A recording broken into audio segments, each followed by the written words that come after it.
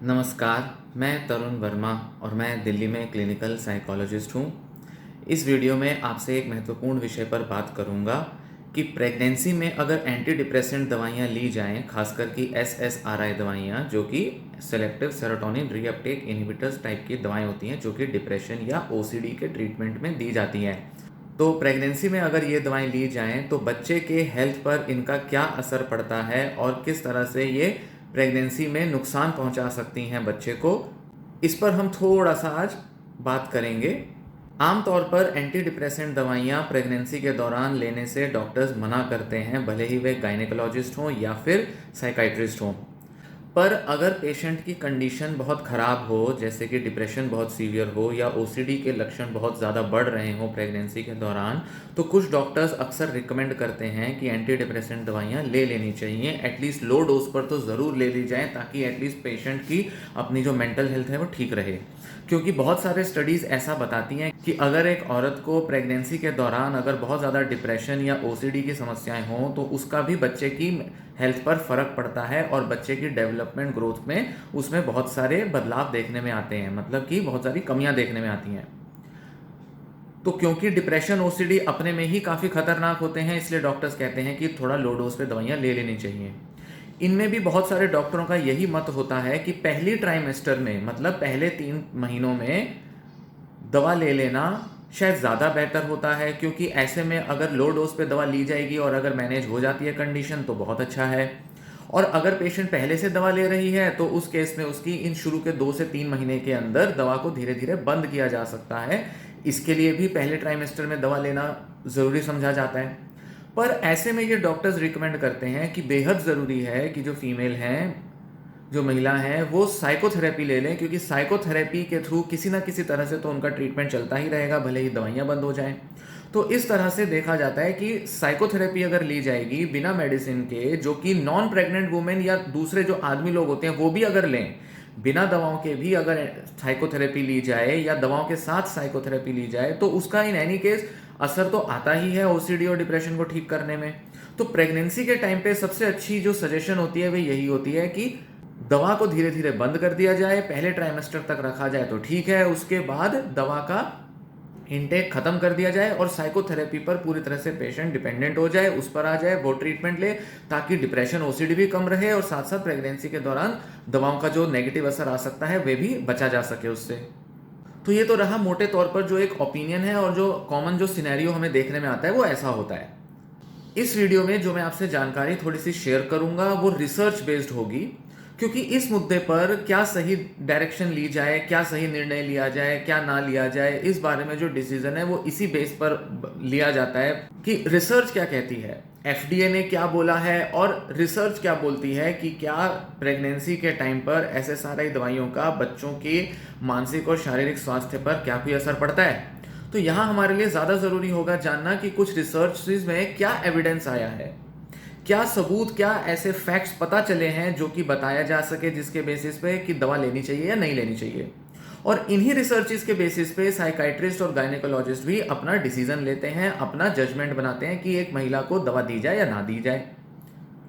हालांकि कई बार ऐसा भी होता है कि सारी रिसर्च कुछ कहें, भले वो उल्टा फाइंडिंग दें, पर डॉक्टर जो है वो उसका बिल्कुल उल्टा करता है। मतलब अगर रिसर्चेस बता रही हैं कि दवा नहीं दी जानी चाहिए, पर फिर भी कुछ डॉक्टर्स दवा देते हैं, जानते हुए शायद वो अपने एक्सपीरियंस के बेसिस पे या अपनी समझ के बेसिस पे या फिर पेशेंट की कंडीशन को देखते हुए वो दवा देना जरूरी समझते हैं। तो ऐसे में जो भी डिसीजन लिया जाए अगर रिसर्च के ऊपर बेस्ड हो, क्योंकि वही हमारा आधार होता है कि हम बता सकते हैं कि सैकड़ों, हजारों, लाखों अगर औरतों के ऊपर जो स्टडी की गई है उनमें क्या देखा गया है, उसी बेसिस पे डिसीजन लिया जाए कि ज़्यादा रिस्क है या कम रिस्क है, कैसा रिस्क है दवाओं का। तो यहाँ थोड़ी सी मैं फाइंडिंग्स आपसे डिस्कस करूंगा जिसको मैं चाहूंगा कि आप समझें, देखें, जानें और इसके बेसिस पे अपना एक ओपिनियन भी बनाएं और अपना एक निर्णय भी ले सकें। ये जानकारी सिर्फ इंफॉर्मेशनल पर्पस पर होगी। इंफॉर्मेशनल पर्पस का मतलब है कि भाई सिर्फ आपको बताने के लिए है, इस बेसिस पे कोई डिसीजन लिया जाए या इस बेसिस पर ही आप अपना कोई अमल करें, ऐसा ज़रूरी नहीं है। डॉक्टर से ज़रूर कंसल्ट करें, डॉक्टर से ज़रूर जानें कि किस तरह से सेफ तरीके से आप दवाएं या तो ले सकते हैं या छोड़ सकते हैं बिल्कुल दवाएं, और सेफ ऑल्टरनेटिव क्या होगा।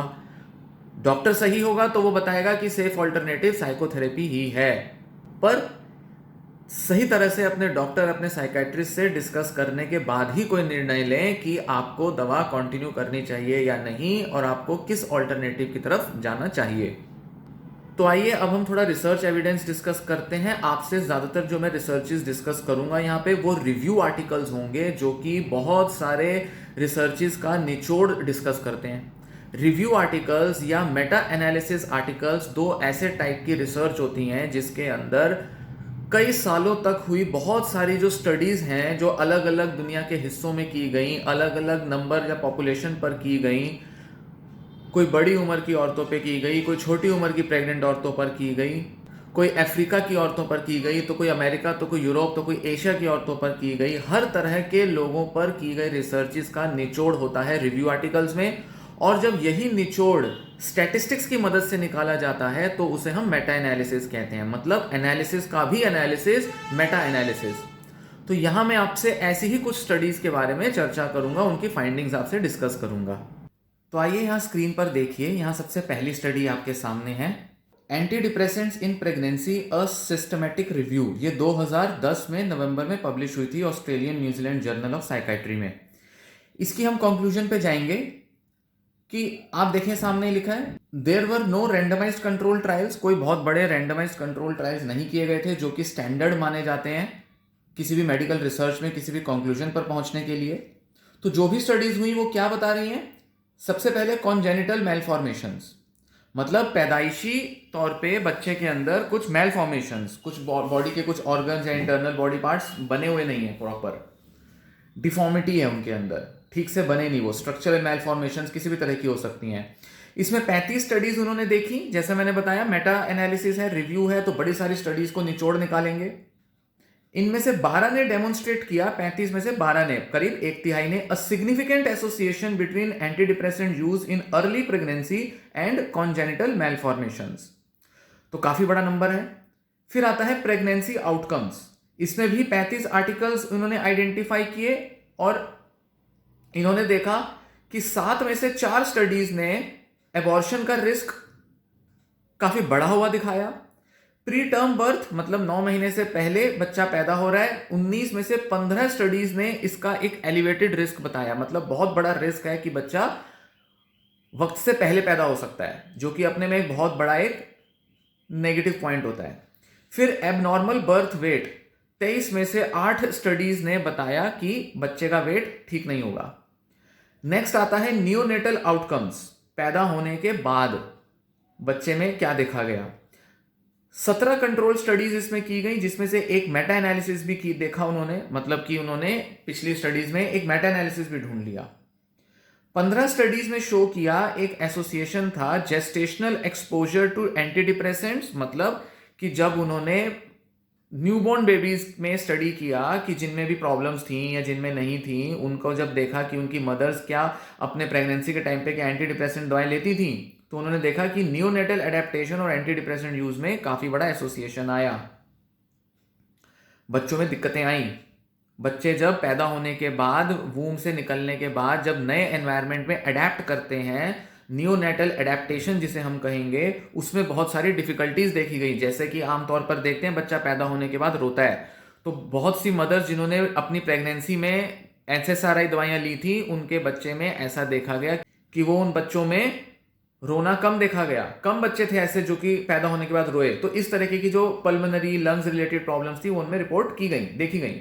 इसी के साथ 3 स्टडीज ऐसी देखी गई जिसमें SSRI का exposure persistent pulmonary hypertension in the neonate से रिलेटेड था। अब ये PPHN एक बहुत सिग्निफिकेंट प्रॉब्लम होती है, जैसा मैंने अभी रोने वाली बात बताई। बच्चे के पैदा होने के बाद लंग्स में से पानी चला जाता है और बच्चे से एक्सपेक्टेड होता है कि वो रोए और उसके लंग्स में हार्ट की तरफ से खून आए और लंग्स जो है वो सही से काम करने लगे। पर इसके अंदर आने वाली परेशानियां अक्सर बच्चे में किसी ना किसी तरीके की हार्ट या लंग रिलेटेड प्रॉब्लम्स लाती हैं या वो उनकी वजह से होती हैं। तो ऐसा देखा गया है कि SSRI की जो दवाइयां हैं वे बच्चों में इस तरीके का PPHN वाली प्रॉब्लम्स क्रिएट करती हैं, और इन्होंने भी देखा कि 3 स्टडीज में ऐसी फाइंडिंग्स पाई गई। FDA ने इसी तरीके की एक वार्निंग दी थी पैरोक्सिटिन दवा के मामले में, 2006 या 7 में उन्होंने ऐसी वार्निंग दी थी कि जिन प्रेग्नेंट औरतों को पैरोक्सिटिन दवा मिल रही है उनको बंद कर दी जानी चाहिए या ये दवा नहीं दी जानी चाहिए, क्योंकि इससे बच्चे में पीपीएचएन मतलब persistent pulmonary hypertension in the newborn, इसके रिस्क बढ़ जाते हैं। 6 गुना तक ज्यादा रिस्क ऐसे सारे दवाइयों की वजह से देखा जाता है। हालांकि 2011-12 में एफडीए ने अपनी ये वार्निंग जो थी ये अपडेट कर दी। कैसे? उन्होंने कहा कि भाई पहले तो हमने एक ही स्टडी के बेसिस पे बोला था, अब जो है 5-7 स्टडीज हो चुकी हैं, करीब 6 हो चुकी थी शायद, और उनमें से 3 ने बताया है कि रिस्क बढ़ जाता है, 3 ने बताया कि रिस्क नहीं बढ़ता है। तो इस बेसिस पे कुछ कंक्लूजन नहीं निकाला जा सकता। तो उन्होंने कहा कि पैरोक्सिटीन को अगर हम छोड़ दें तो बाकी की कई सारी एसएसआरआई एंटी डिप्रेसेंट दवाइयां सेफ हो सकती हैं। तो इसलिए इनको बिल्कुल छोड़ देना और ट्रीटमेंट ना करना मदर का कि भाई उसको डिप्रेशन ओसीडी का हम ट्रीटमेंट ही नहीं दे रहे, ऐसा नहीं किया जाना चाहिए। तो उन्होंने कहा कि एक सेफ यूज किया जाना चाहिए अगर लो डोज पे ट्रीटमेंट किया जाए। तो इस तरीके का काफी कॉन्फ्लिक्टिंग फाइंडिंग्स, काफी कॉन्फ्लिक्टिंग ऐसी कंक्लूजन्स जो है पिछले करीब 10-15 सालों में देखी गई हैं। कुछ एफडीए की तरफ से आई हैं, कुछ रिसर्चेस में देखी गई हैं। तो ऐसा अक्सर देखने में आता है और आगे की स्टडीज में भी आप यही देखेंगे। फिर क्या किया इन्होंने? लॉन्ग टर्म डेवलपमेंटल आउटकम्स, मतलब बच्चा पैदा हुआ और लंबे समय तक उसको जब ऑब्जर्व किया तो क्या प्रॉब्लम्स देखी गई। तो उन्होंने कहा कि 7 में से 6 स्टडीज जिसमें कि डेवलपमेंटल आउटकम्स देखे गए, उनमें बहुत ज्यादा सिग्निफिकेंट डिफरेंसेस नहीं थे।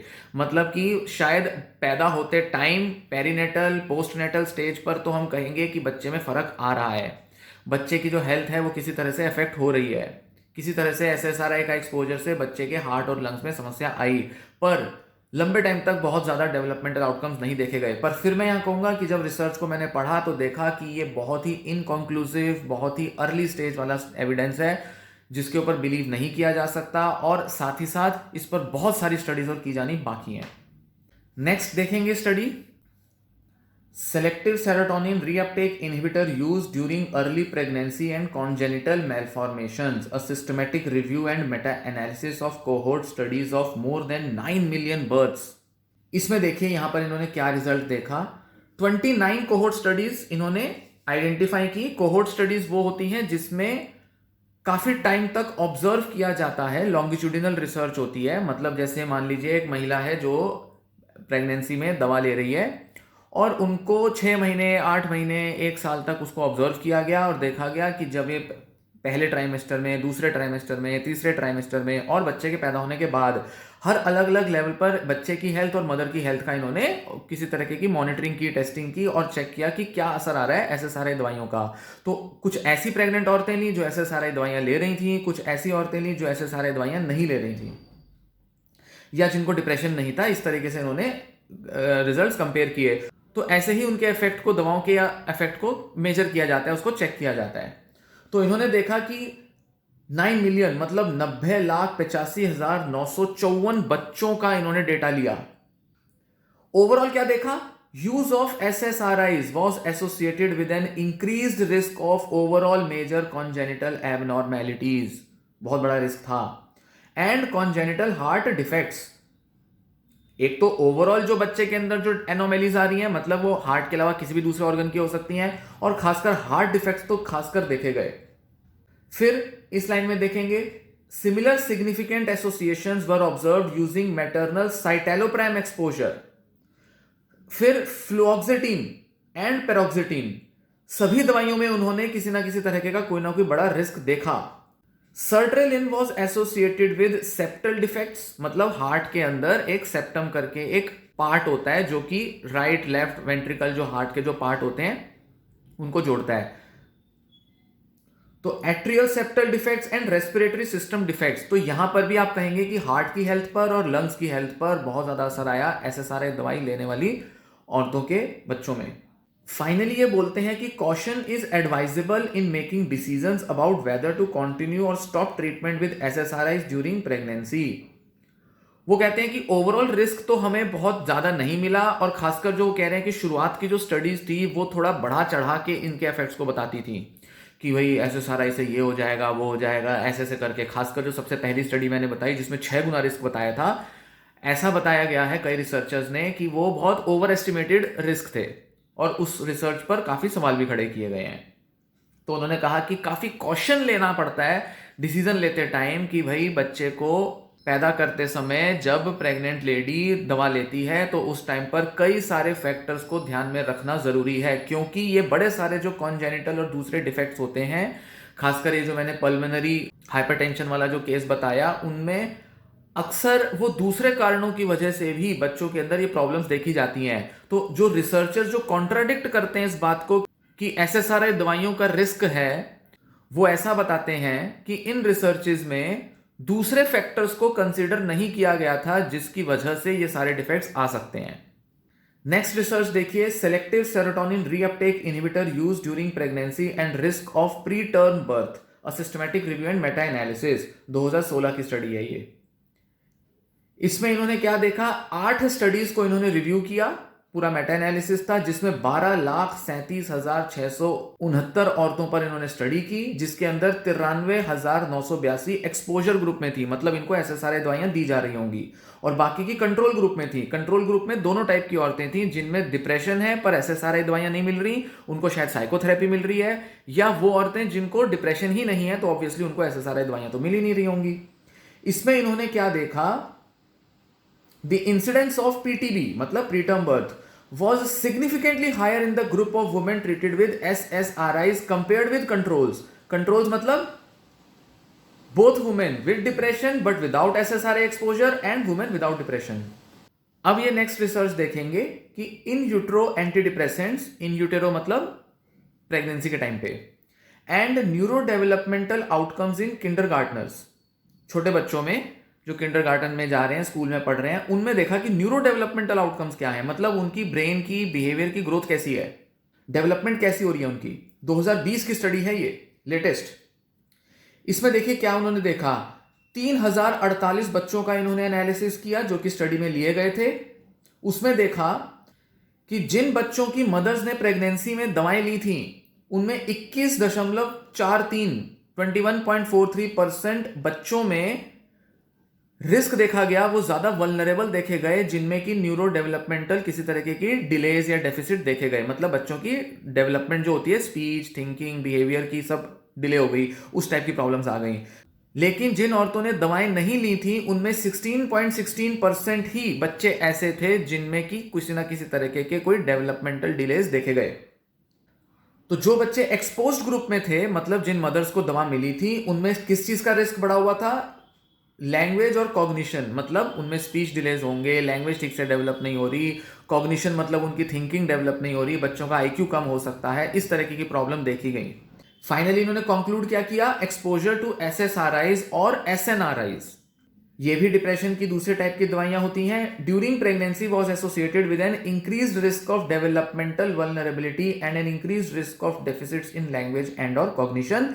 Replication of results is necessary before clinical implications can be reached. यहां पर एक चीज देखने में आ रही है कि रिसर्च तो सब कुछ बता रही है, ये भी प्रॉब्लम है, वो भी प्रॉब्लम है, ये भी डिफेक्ट है, वहां भी डिफेक्ट है, डेवलपमेंट में भी डिफेक्ट, हार्ट पे भी डिफेक्ट, लंग्स में भी डिफेक्ट, पर जब बात आती है कि क्लिनिकल इंप्लीकेशन क्या है, रिकमेंडेशन क्या किया जाए, किस बेसिस पर सजेस्ट किया जाए, ना किया जाए, उसके बेस पे वो बोल देते हैं कि कॉशन रखना पड़ेगा, कि भाई हम ये नहीं कह सकते कि सबको बोल दो कि भाई ये तो छोटा मोटा रिस्क है तो दवा लेते रहो, ये भी नहीं बोल सकते कि भाई दवा मत लो क्योंकि हो सकता है डिप्रेशन, ओसीडी बढ़ जाए। तो यहाँ सब बड़ा मिक्स सा चल रहा है और सब जगह ये कहा जा रहा है कि भाई रेप्लिकेशन चाहिए और रिसर्च चाहिए और रिसर्च चाहिए, बट रिसर्चेस दिखा भी रही हैं प्रॉब्लम्स। तो यहाँ ये थोड़ा सा मामला थोड़ा कॉन्ट्राडिक्टरी हो जाता है, थोड़ा सा पेचीदा बन जाता है। लास्ट रिसर्च एक डिस्कस करेंगे, maternal use of specific anti depressant medications during early pregnancy and the risk of selected birth defects. यहां इन्होंने क्या देखा कि क्या कोई स्पेसिफिक टाइप की ऐसे सारे दवाइयां हैं जिनसे ज्यादा रिस्क रहता है बर्थ डिफेक्ट्स का। इसमें इन्होंने क्या पाया कि venlafaxine was associated with more birth defects than other anti depressants, but which needs confirmation. Studies to assess birth defect risk among women taking antidepressants should account for the underlying condition।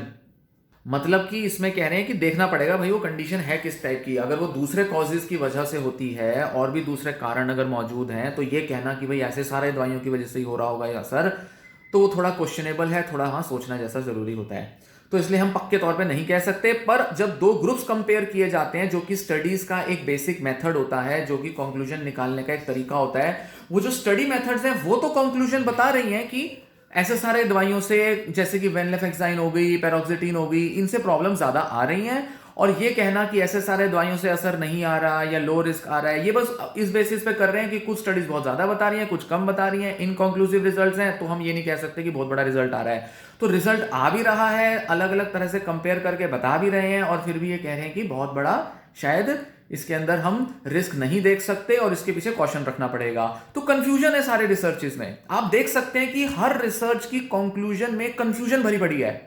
Confusion FDA ने भी बहुत create किया पिछले 10-12 साल में। Doctors के भी मत जो है, ओपिनियन जो है, वो बड़े कंफ्यूजिंग रहते हैं। और सबसे सेफेस्ट तरीका, सबसे आसान, सबसे इजी तरीका यही होता है कि ज्यादातर डॉक्टर्स जो रिकमेंड करते हैं कि दवाएं ना ली जाएं और साइकोथेरेपी को एक्टिवली लिया जाए, ताकि साइकोथेरेपी से सिम्टम्स को, डिप्रेशन, ओसीडी के कम करके आराम से मैनेज किया जा सके वुमेन की मेंटल हेल्थ को, ताकि बच्चे के हेल्थ पर असर ना आए, जो कि स्पेसिफिकली एसएसआरआई दवाइयों की वजह से हो सकते हैं। भाई जब पता है इतना बड़ा रिस्क हो सकता है, इतने बड़े प्रॉब्लम्स आ सकती हैं, बच्चे की पूरी फ्यूचर की लाइफ खराब हो सकती है, बच्चे के हार्ट और लंग्स की हेल्थ खराब हो सकती है, तो फिर एक ऐसे सारे दवाइयों को इतना लेने की तरफ क्यों जाना, जब उसका एक ऑल्टरनेटिव मौजूद है। जब उस ऑल्टरनेटिव की तरफ जाकर हम बेटर रिजल्ट ला सकते हैं, साइकोथेरेपी से ओसीडी, डिप्रेशन के सिम्टम्स कम हो सकते हैं, तो क्यों ना उसी को प्रॉपर सही तरह से लिया जाए, उसी से सारे चेंजेस ले आए।